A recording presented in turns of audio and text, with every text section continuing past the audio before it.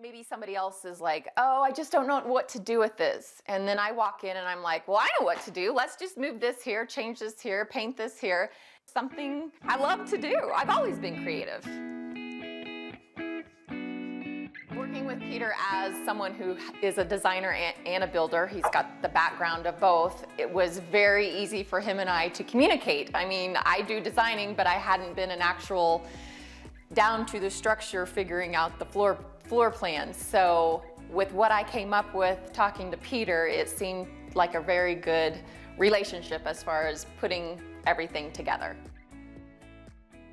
So the house originally was 832 square feet with a basement, and I wanted to open up the walls. There was 4 main rooms on the main floor: kitchen, living room, 2 bedrooms, then it had a little bitty dining room and a bathroom. So my idea was to come in and tear down all the walls and start rebuilding, and I wanted this space to be as open as possible.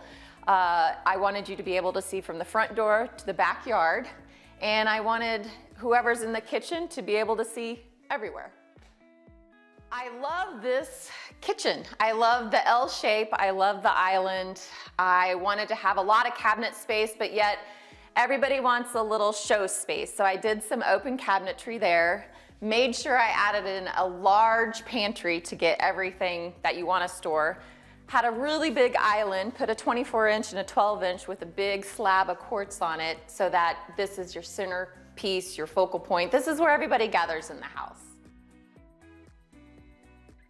I like the modern style. I like the clean look, the clean slate. I like white.